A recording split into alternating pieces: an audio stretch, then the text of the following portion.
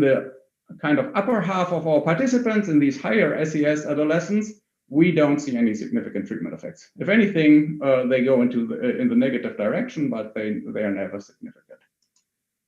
So what I basically want you to take away from all this is that it seems that individualized adult support that is successful in substituting family support where it is really lacking, so where kids are really low SES, does help these disadvantaged kids even at an adolescent age. So even not just early childhood interventions, but also here later. And at an age where most school programs and then somewhat later, these like labor market intervention programs usually don't seem to be very successful. Okay, just super quickly, how I think this fits in what we know so far and what has been done so far is actually, of course, there's a lot of work on mentoring. More recently, there's been several very nice papers, programs that you see here that study mentoring, where mentoring really is part of a comprehensive support program. So it's combined with financial incentives, with tutoring, with additional educational services, which is a nice thing, may actually make sense, but then we're never going to know which part of these things, or maybe their combination, is important. So we don't really learn here what role mentoring is playing in itself. And then most work that's been done on pure mentoring programs is non-experimental. There's lots of stuff outside of economics on this. And I think the main exception is the famous Big Brothers, Big Sisters programs. There have been a couple of evaluation of that, RCTs. They're, I mean, pretty old by now. And are very specific in a sense, really. I don't want to go to the details here, but the point is, this program is not particularly aimed at improving labor market prospects, and they actually don't see much in these dimensions in any case. So our program is explicitly focused on helping these kids making the transition to the labor market, and I think we as economists are also super interested in that. I think from the life chances of these kids, that's a super important dimension to look at, and I'm not aware of papers that have looked at that. Just to mention, there's been a couple of recent super nice mentoring studies in the elementary school context, but as I kind of motivated, what I think is an important additional aspect is like, is there anything working at a later age? And there's also like this related literature on tutoring programs, but at least conceptually they are very distinct. Maybe in reality they sometimes overlap a little bit. So tutoring is not about building relationships or anything, but it's about instruction of academic content. It's really just like schooling on a one-to-one or small group basis targeted at certain kids, which like there's a recent review by Nico Oreopoulos and others showing that these have often been shown to have pretty decent effects on academic outcomes. But question is really like to what extent it goes beyond. And here I want to see whether like this mentoring idea is a quite different idea, at least in terms of how you approach these things. So what is it, to be very concrete here? The mentoring program that we evaluate is called Rock Your Life. Like in Germany, it's even called with this English name, Rock Your Life. It's been founded by a group of university students like a bit more than 10 years ago. But they scaled up pretty fast, and since then have set up more than 7,000 mentoring relationships. It's one of the biggest mentoring programs in Germany. It's one-to-one mentoring, so they target these adolescents, and these adolescents get one mentor, and these are voluntary university students who do that. The adolescents are on average 14-year-olds. In Germany, they are like, we have this track school systems, high track, medium track, low track, whatever. And so what these mentoring sites do, they look at each in their respective university town, go to the most disadvantaged neighborhoods, and there look for the lowest track schools, and then approach these adolescents and ask them whether they would be interested in this mentoring program. And this is meant to run first for 1 year with an optional second year if they want to continue. And it's usually like implemented in the last couple of years in school. That's the main idea here, because compulsory schooling in Germany at least in these general schooling, ends after, well, no, usually after grade 10, used to be after grade 9, really. And then they can either enter an apprenticeship or go on with upper secondary schooling. And so this is really then the main objective and the explicit objective of this program. That's what it was set up for. It aims to achieve. And therefore, we evaluating this program on their own target, not on something else that we may be interested, but not them, which is also different from some other evaluation studies that have recently been done. So the main aim is to prepare these adolescents for a successful transition into professional life. Like, it's a holistic approach, but it's really meant to prepare them for professional life, which in Germany usually leads this transition from lower secondary school into, for these kids from these schools, into an apprenticeship. Usually that would be the major successful transition, or they may go on to upper secondary school even. And just to give you an idea of how relevant this outcome is in Germany, like if you even in the boom time before the recent recession, unemployment rates of those who didn't successfully complete an apprenticeship in Germany were close to 20%, whereas once you have an apprenticeship, average unemployment rate is 3 to 4%. And those of if you have in higher education, it's 2%. But it's really, this is the one big step you need that usually allows you to get a decent job on the German labor market. And so the program aims to support these adolescents to develop their individual potential. This is kind of what they, like, one of their buzzwords. It's about, like, each adolescent has some potential, and we want to help them to develop that, to develop their personal skills, but also to improve the school situation, even though it's like an indirect aim. And so the core of the program is really these regular meetings between mentors and mentees, which are meant to be happening more or less every other week. And they are focused on career orientation, on school assistance, and leisure activity. So really, they usually would start out meeting, like going to the cinema or going to the zoo together to build this relationship between mentor and mentee. And then they would start talking about things about what they want to do in life, whether they've ever thought about that, and trying to give them then starting to get a more realistic perspective. And therefore, actually, it's not there's not a clear toolkit of what exactly they are doing there. Their whole point is that each of these kids has their individual perspectives, individual problems, and they want to approach this individually by talking with them and then understanding what might be the things that motivate them to actually go to a certain direction, and then to get a realistic direction, and then help them really start to make the steps that they need to do to get there. And so from our surveys, what we learn is basically the topics that are most often mentioned as being discussed in these meetings is school issues, 2/3, say so, leisure activities, future in general, occupational and educational future in particular, and personal issues. So all these are things that they would discuss in here. So it's not, in that sense, a tutoring program, although, like, if you start talking about these with these mentors, some would say, like, oh yeah, and then we started to talk about, they wanted to be a model, but at the end of the day, they realized they couldn't be it. But then, for example, they would start talking about, but something that's kind of related and would motivate them is becoming a hairdresser. And then you start about, well, what do you need to achieve in school to get an apprenticeship as a hairdresser?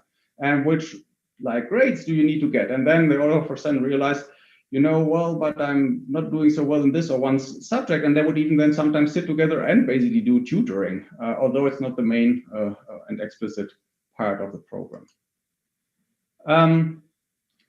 So this whole program is organized as a social franchise, meaning there's a centralized concept and support structure. And so, for example, these mentors get some initial training, not very long, but a couple of days initially, on how to approach and talk to these disadvantaged children.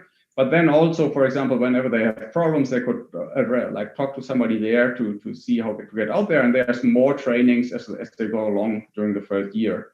But then this program is really implemented in very self-governing locations. And by now it's more than 40 across Germany, so all kind of university towns. And they decide on every specific thing, which actually made it much harder for us to implement the RCT on the ground, as you're going to see in a minute. So what did we do? So this was a program. Now like how do we try to approach to evaluate it? So we collected data in 10 different locations all across Germany in 7 different states in 2 cohorts. All of that was like we initially did our calculations and decided one cohort will not be enough. We had a couple of pilot schools to begin with. So actually at the end of the day, like the whole data collection started, so the project started in early 2015 to some extent. And then like the first pilot school was in the field in 2015. And by the final data collection run until 2020. So it's been a very intensive, long project. We didn't want to go just to one site or a couple of sites because you never know how generalizable these things, but really to get their usual thing. I'm not quite sure whether this is something I want to recommend to everybody of you to do. It is certainly, I think you learn much more about it because you're more sure that you haven't just picked one location that's particularly good or something. So we really did like try to get a usual settings there. On the other hand, it was so much more work for our team to organize this and to do the data collection. You're going to see in a second, maybe at least a little bit of the pain that everybody went into. So in order to randomize, we relied on local program oversubscription. So when I first met with these people, like whatever, I think probably in 2014 or something, and they were literally like interested in saying, we want to have a real evaluation of whether our stuff works. And I told them I would be happy to do that. But to get a convincing control group, of course, I've been working a lot with like quasi-experimental ideas of how you get convincing control groups. But in this case, I can't see how you get there because if they are successful in really getting at these very disadvantaged kids, I mean, you would just have like a handful of these in your usual data set, or you're never going to reach them. And so I told them the only way to really be convincing, we have to go and do an RCT. And of course, as always, there's many more kids in need than they could offer support to. And I told them, well, then the one ethical thing to do is really do it by a lottery whenever there's more kids who want to get into the program, then you have mentors. And that's what we did, which also means, for example, at any site and any location, when there were as many mentors as there were interested adolescents, they would all be treated and we would lose them for our evaluation, literally, which actually happened in a couple of sites, which basically reduced the number of observations. Where we did like observe them, but they are not included in any of what we are doing here.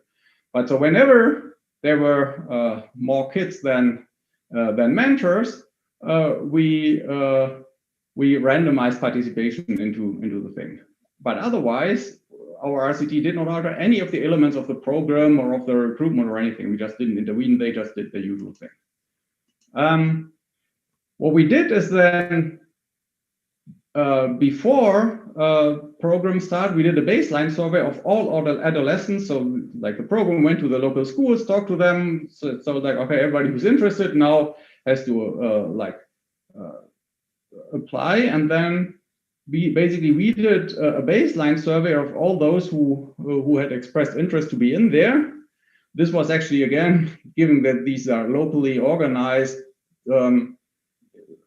each wave and each location started at a different time. Usually they would start in October or November, but then some even in February or March. And so we just followed what they were doing and then go to that city and do a pen and paper survey administered by our project team in a school context. So we had to apply for this getting into the schools within each of the German states to get allowance to do that. Like you do these 50-page applications to get there, but we ultimately did get into this context. The nice thing with the school context is that we can later actually approach many more of these kids and hope to have very little attrition. You're going to see in a second that was actually the case. And then we did the treatment assignment within each site and cohort. So this already means that our randomization is perfectly matched on region and on local environments. They are basically in the same neighborhood there in the same school. And then we actually did a pairwise matching design, 3 randomization. So basically, you've got maybe 20 potential participants, you've got 10 slots in the specific location, and then based on some observables we have in our baseline survey, we did this pairwise matching, which first of all, increases efficiency, and like even if you've got then dropout or attrition, you can basically drop the whole pair and at least contain internal validity. And then basically, so we build these statistical twins and then just like randomly assign one of them into the program and the other one out of the program. It's something that's like particularly in relatively small RCT samples, highly recommended. And as you're going to see in a minute, like it gives you just wonderful balancing. So in total, we have 308 adolescents who were randomized in our randomized sample in these 10 locations. They were like in 19 different schools in 2 cohorts. Main study period for the first cohort is 2016 to 18, for the second cohort, 2017 to 19. Well, let me not bore you with all the details here.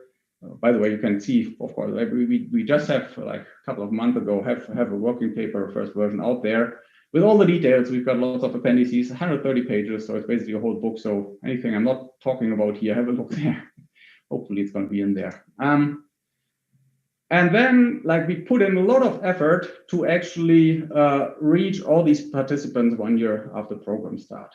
So literally, we had more than 100 person trips from our team to these participating schools for different parts of the data collection process, which meant we ultimately recontacted 304 of the 308 participants, at least in one way or the other. So it's basically a recontact rate of 99%. And this has actually 2 elements. We did our own follow-up survey in the same pen and paper situation 1 year later in the specific schools, where we reached about 95% of the kids. And then we also got permission, which is not that easy in Germany, to collect administrative grade information from the schools.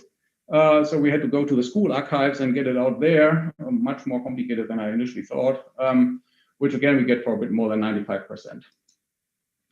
And just to give you a very quick idea here of the balancing, so we basically, the matching is done just on a few variables, and then you've got some balancing variables in the re-randomization. This is all the stuff that's in here, like gender, age, migrant status, and then prior grades and so on. And of course, we are perfectly balanced on this one. This is more or less by construction, but then like we have all the variables that we use for our evaluation later on. We have baseline values in terms of these later outcome variables, and you're going to see them here. I'm going to talk about them in a minute.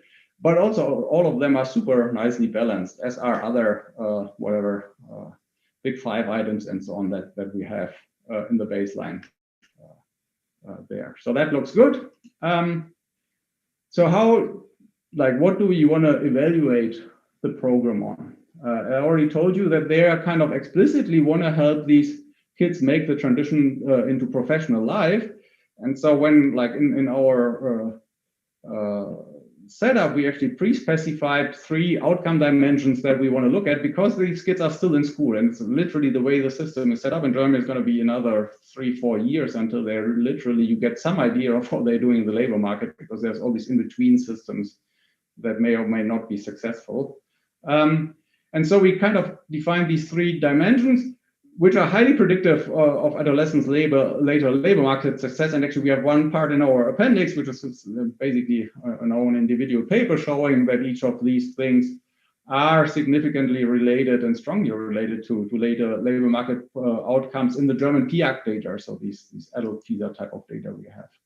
And so the first component is kind of like, it's mostly a cognitive component, of course, not purely cognitive, but given the other stuff we have, this is what goes in the cognitive way. And that's simply the math grades in school. So we collected the math, like in the kids' grades in math in each of the schools. This is administrative data. So it's not any self-reported way or anything like that. And the way I'm going to show it here is like all the things are going to be standardized, and like in Germany, the best grades is 1 and the worst is 6, but actually we're going to reverse this. So whenever you see anything, better is bigger, more positive.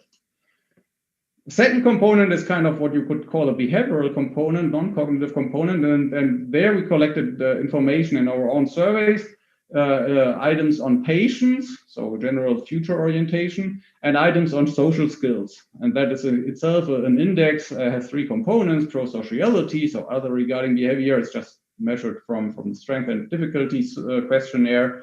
Trust, so it's general trust in others, and self-efficacy, which is trust in own skills and abilities. And for all these things, we really just used well-established scales from other psychological questionnaire items that we then applied here. So we would use some of these from the German socioeconomic panel, some from other sources, and so on. We didn't make up any of this ourselves. And then there's a third component. That's something that actually, when we started out talking to the guys who run these things, to them is very important, and I think it is in general. And that's more like a motivational or volitional component, because these kids are usually they hate school. They actually hate anything that's organized or otherwise. And so one aspect that's first of all just relevant is that these 14, 15-year-olds start thinking about the labor market at all, because for them the transition is going to be there in a couple of years at most, and so they should start at least making some thoughts about that. And this is going to be just it has just two items. The one is whether, when we ask them what they want to do after school, is if they say an apprenticeship, so they actually have thought about that and want to go that direction. The other one is whether they know which occupation they want to work on later in life.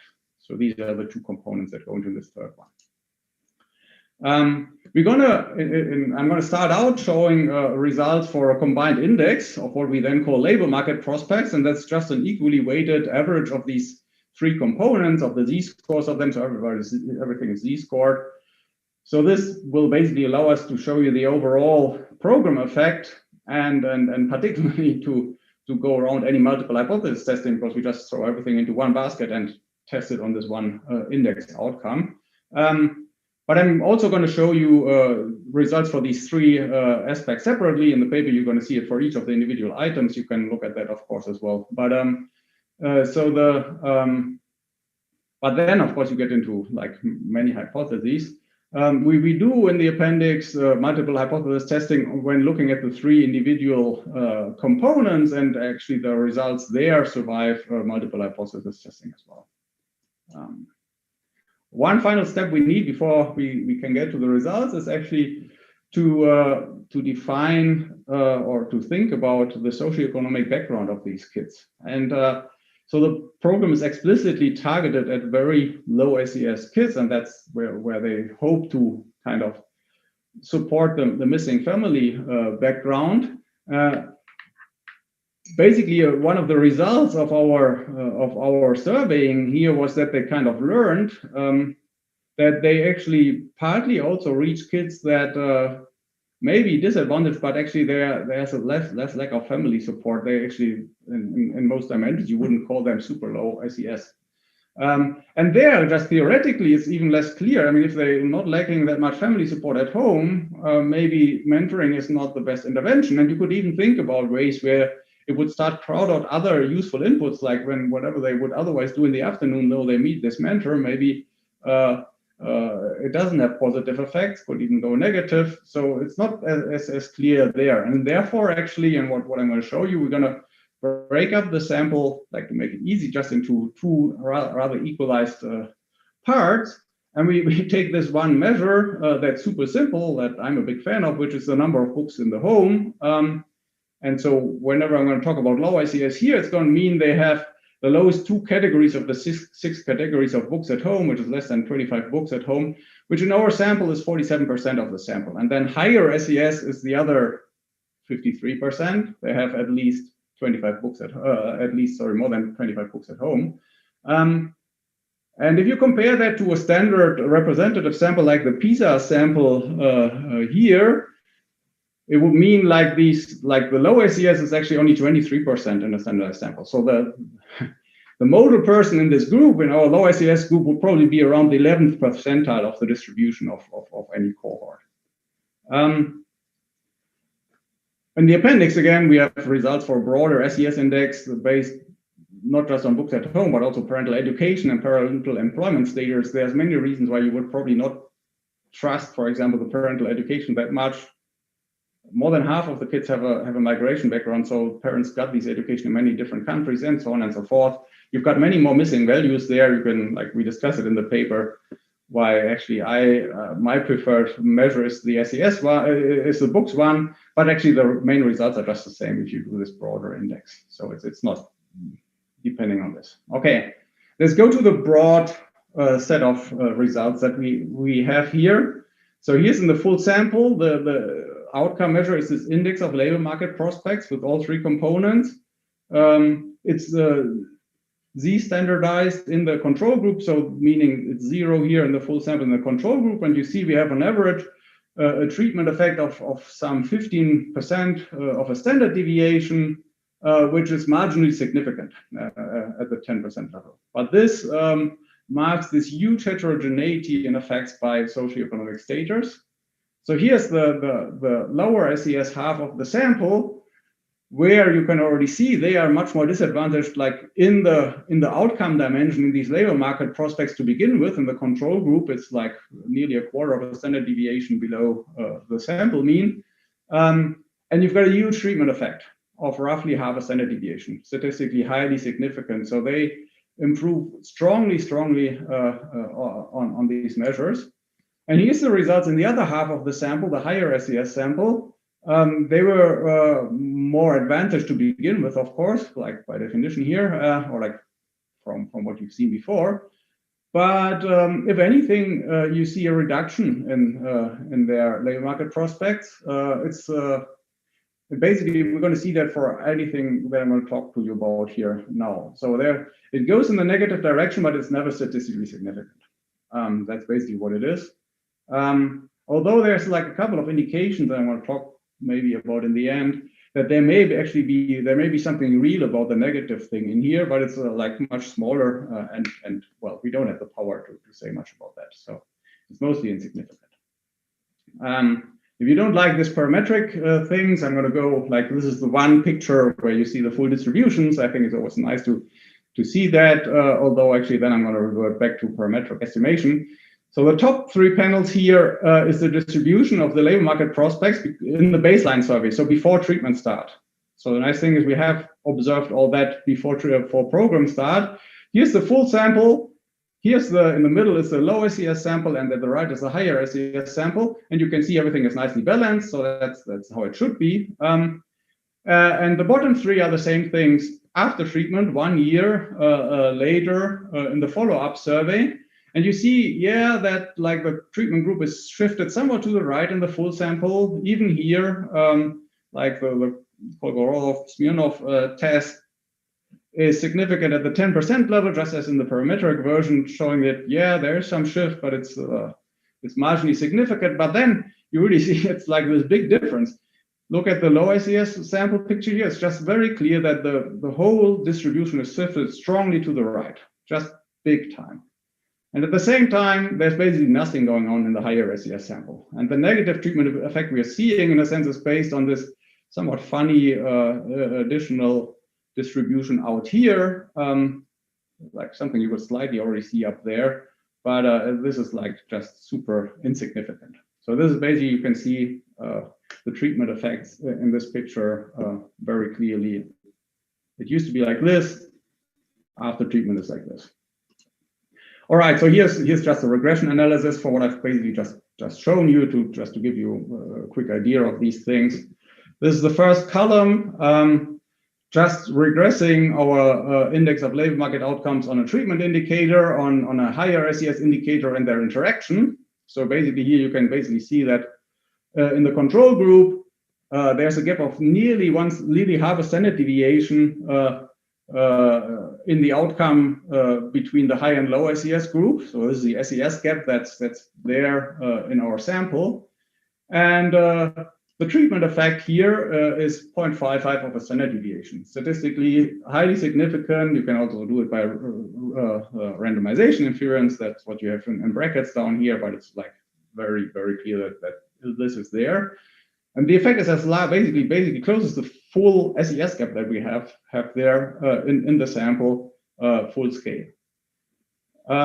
And then by contrast, the treatment effect is like significantly lower and much lower in the higher SES sample. And at the bottom here is basically the treatment effect. It's just like the difference between the two for the higher SES, and that's minus 0.2 of a standard standard deviation, so it's not even small, but it's statistically not significant. And that's basically what we're going to see throughout.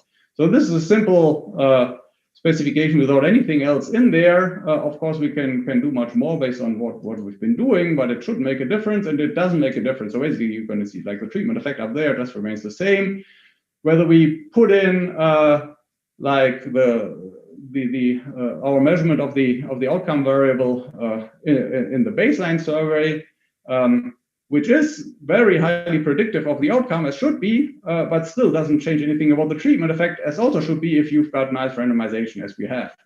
And you can basically see that the R squared here goes up quite a bit, so this is very relevant. It tells you that like the data is meaningful, but doesn't change the treatment effect. Then we can put in these randomization pair fixed effects. So it's like basically for these 304 observations, it's always 2, sometimes it's actually 3 in one pair. And so we basically can now put in a full set of fixed effects for all these pairs whenever like one of them is in the program and the other one isn't. So effectively you put in more than 150 fixed effects in here, even though you've got just twice as many observations. This of course boosts the R squared, just like by definition, the way we set it up, and it doesn't change the treatment effect. And then you can add covariates that you observe in the baseline. Again, doesn't do much. Of course, as always, this is intention to treat effects. Not all of the kids take up treatment. Like maybe the broadest way of defining treatment is if they ever at least met their mentor once. That's actually true for, I think, 86% of the kids. So 14% never even start the mentoring relationship. And so we can do an IV here for treatment on the treated, which is just scaling up the treatment of the ITT effect by the inverse of the participation rate. So they've literally get a treatment effect, treatment on the treated of more than 2/3 of a standard deviation. And it's actually true that actually there's still in there's going to be quite a few kids who actually drop out relatively early. This is actually part of a problem of the program in general. Okay, this was this main index. I told you it's 3 components. Let's look at the 3 components individually. This is the first one, math grades. It's just simple as that. And you see a treatment effect of 0.29 of a standard deviation, statistically significant here. Whereas, and you see the same pattern. The treatment effect is significantly lower for the higher SES kids, and it's actually like small, not super small, but small negative for them. And you can look at the entire distribution of these math grades. So this is like kind of getting an A at least, getting at least a B, at least a C, at least a D, and you basically see the treatment effect throughout the distribution. This is the second component, patience and social skills. Again, a significant positive treatment effect of 0.44 of a standard deviation on these low SES kids, and no significant treatment effect on high SES kids. This index has 2 parts. We see it's like on the one part on patients, we see a strong effect, also 0.44 of a standard deviation. Whereas on social skills, it's smaller and doesn't reach significance at usual levels. It's like 0.22 as the index, and actually it's the three components of the social skills index. You see positive point estimates each, but never reach significance. And here's the third component, this labor market orientation. You even see a significant treatment, marginally significant treatment effect there. So you literally see this positive treatment effect on each of the 3 components individually of 0.29. And that's really just driven by this one aspect of when we ask them what they want to do after school, they say they want to do an apprenticeship. There we see this treatment effect where we don't see any effect on they already know which occupation they want to go into later, like want to work in later in life.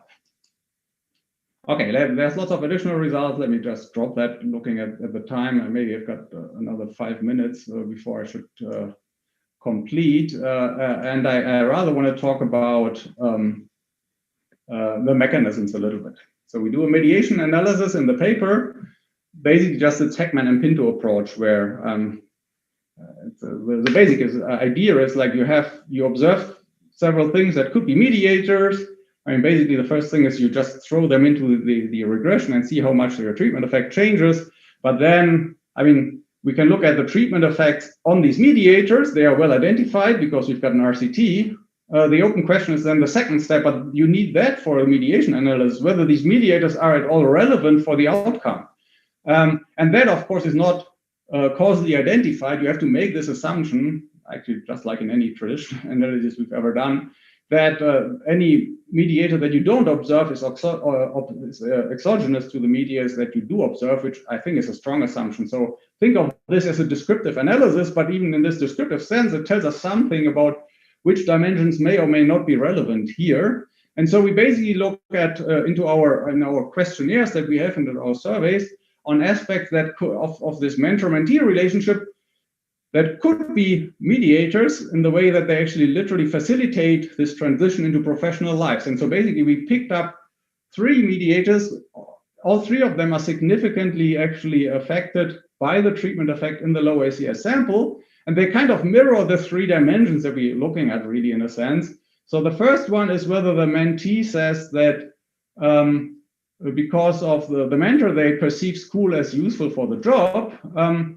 The second is that the mentee says they talk to the mentor about the future. And the third one is that the mentee says that the mentor was important for them to think about job choice. And maybe like to quickly just let's look at this bottom row here, which is where we include all 3 channels at the same time. What you basically then see is they can, in this type of mediation analysis, they can account for about 1/3 of the total treatment effect. So 2/3 remain unexplained by our observed factors. Not surprising, it's not that we have the perfect ways of observing all possible mediators, but at least it is somewhat relevant. And you see that the biggest chunk of this mediation comes through the fact that the treatment effect, like the mentoring, raises the likelihood that kids say that they talk to the mentor about the future, and that actually whenever or wherever this is the case, we see that our treatments effect are very strong. It explains in itself 1/4 of the overall treatment effect. And the other 2 potential mediators also contribute, but to a much lesser extent. We also do this kind of a mediation analysis for this small and insignificant negative treatment effect in the higher SES sample. Of course, you look at different things there because you look for things that are actually negative. You basically, you see treatment effects in the higher SES sample for a couple of these as well, but actually they are then in that sample not correlated in general with outcomes. So they don't work as mediators. But we do see a couple of things. Namely, we see that at least marginally significantly, the program, there's a little bit of crowding out effects. First, on whether these kids participate in other social school activities, like meeting in the afternoon with certain things. So they do less of that because of the mentor-mentee meetings. And there's actually a marginally significant negative effect on parental attachments, on the extent to which they say they talk to their parents about the future. And just in this type of mediation analysis, I wouldn't push it too far because we are looking at small effects here, but it does account for roughly half of this small negative treatment effect. So there is some indication that literally this program had some effects on the higher SES kids in ways that are not positive. Final thing, another way to learn about mechanisms is to look at very directly on what the kids do in the mentoring relationships. Of course, we can do that only in the treatment group and not in the control group. Let me jump into this one table where you basically hear all sorts of aspects we asked about the mentoring relationship. And you see it for the low SES kids here and for the higher SES kids in here. So you learn at least a little bit of whether there's descriptively something different about their relationships with their respective mentors. And you see a couple of things that it's there's a strong difference in whether the mentee says she's better at school because of the mentor. It's kind of twice as large a chunk among the low SES than in the higher SES. And the same, or another big difference is whether they say that the mentor helped them to solve non-school related problems.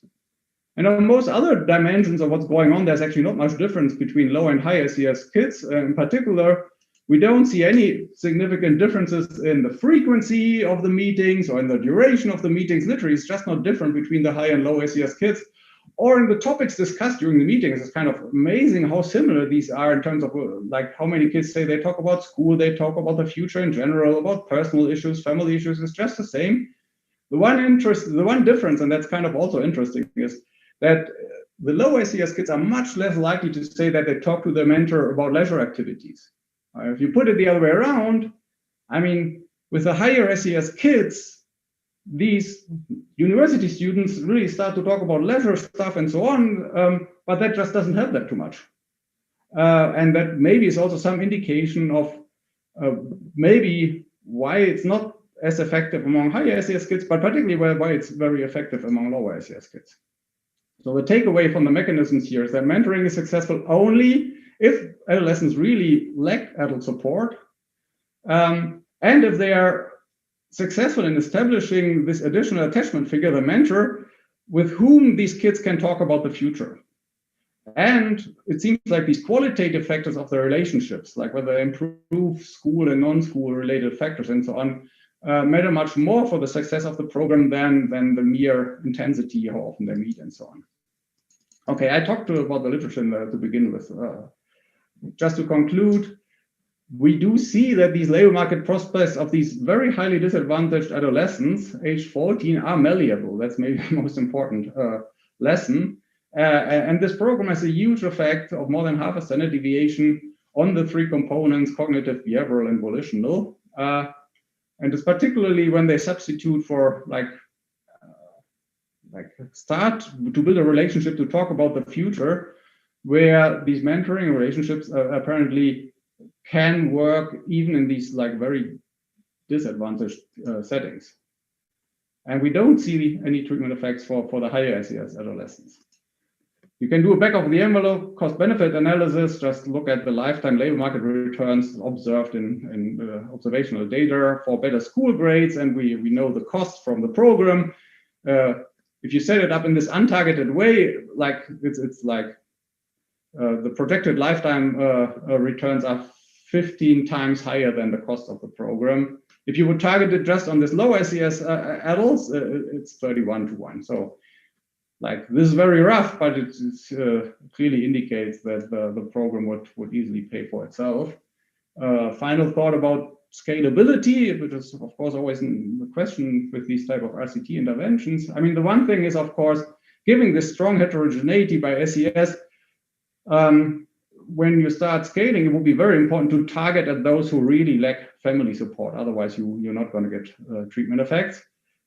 The other aspect, though, is that, I mean, this is a national franchise which grew pretty quickly from just one site to over 40 sites, and our RCT was not focused just on 1 or 2 sites. We had more 10 sites. This all speaks in favor of scalability beyond a specific location. The one thing we should keep in mind, though, is that these are all cities with universities, so university towns. So scalability into more rural areas may be more of an issue, whether you find mentors there and so on. Okay. Thanks so much for giving me the opportunity to present paper here. Hope it was interesting for you, and I hope we have got time for a couple of questions maybe. Thanks, Luca. That was brilliant. Really interesting talk. We do indeed have time for a couple of questions. I see Hans has been typing away, so I will hopefully allow you to talk. And if you want to say something, and one thing I have to say is that because this is being streamed live, you have to essentially give consent to this being going live to ask you questions. So remain silent and type to me if that's a problem, but otherwise we'll assume we're fine. Hans first. Okay, I'll try. I have some noise here. Thanks, Luca. Very great talk. Oh, you hear this? No, maybe on your last point on validity, I was also thinking whether your sample where you could do the analysis was special in the sense that you had more students than mentors.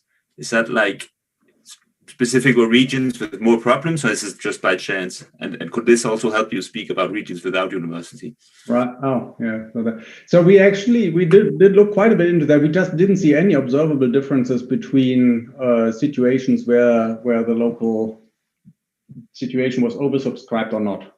So it's not that it's like very successful regions or whatever. So we just didn't see observable differences. So we actually think, and that was our like thought to begin with as well, is that these are really the things that happen by chance, because like in 1 year there's just more kids around, or all of a sudden they are successful to finding more university students who are willing to do this. In other years they don't.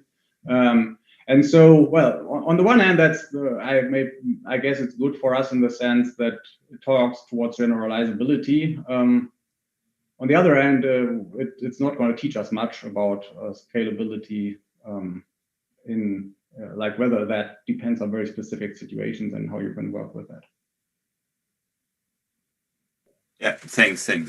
Makes sense. So the other point was on the, and maybe I missed it, on the high SES kids going to low track. Is that like a special group of high SES tracks kids? I would guess that many high SES kids go to the higher tracks in high school. Absolutely. Well, that's a couple of things on that, but it's still that is really an open question to some extent. So first of all, like this is actually not high SES, it's higher SES. So it's not in this very bad group. There are a few in there literally where we can see that their parents are university educated and so on, which and you're right, it's kind of seldom that they would be in these schools. But what happens is after some reforms in some states, we don't have the 3-track system here in Bavaria. We still have Hauptschule, which is the bottom part, or it's called Mittelschule, but